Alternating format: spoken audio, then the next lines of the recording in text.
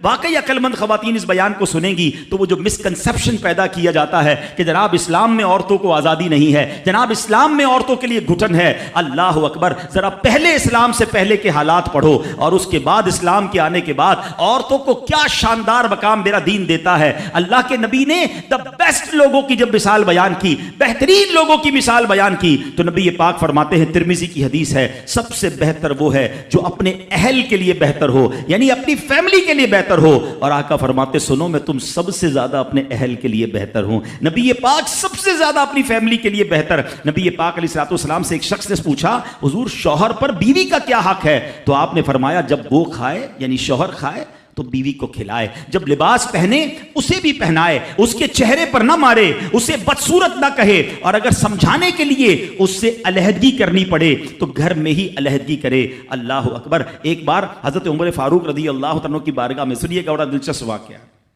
سیدنا عمر فاروق کا کتنا بڑا نام ہے، آپ کے جلال کی، آپ کی عدالت کی مثالیں دی جاتی ہیں، بڑے بڑے لوگ آپ کے سامنے تھر تھر کانپتے تھے۔ آپ کا گھر میں انداز کیا تھا کہ ایک شخص آیا کہ میں حضرت عمر کے پاس جاؤں اور بتاؤں میری بیوی جو ہے مجھ سے اس طرح بات کرتی ہے، اور میرا وہ انداز نہیں ہوتا جو شوہر کے سامنے ہونا چاہیے، ہوتا ہے گھروں میں ہو جاتا ہے۔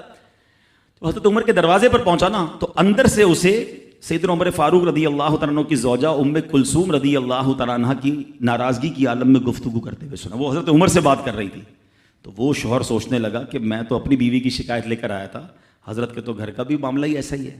تو وہ کہتے ہیں میں واپس ہونے لگا۔ حضرت عمر نے بلا لیا، کہا کیوں آئے تھے؟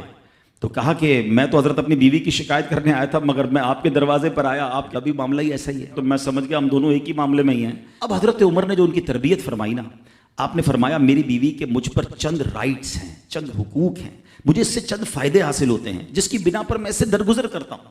پہلا یہ کہ یہ میرے لیے جہنم کی آڑ ہے، میرا دل اس کی وجہ سے حرام کاموں سے بچا رہتا ہے۔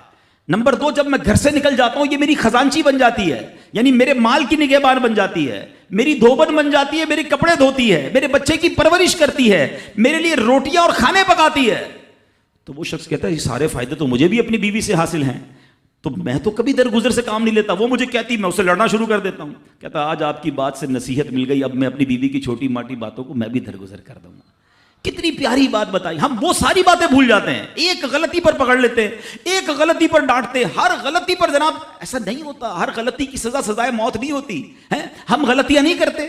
اگر جس طرح ہم اپنی بیوی کو اور غلطی پر ڈانٹتے وہ ڈانٹنا شروع کر دے پھر کیا حال ہوگا؟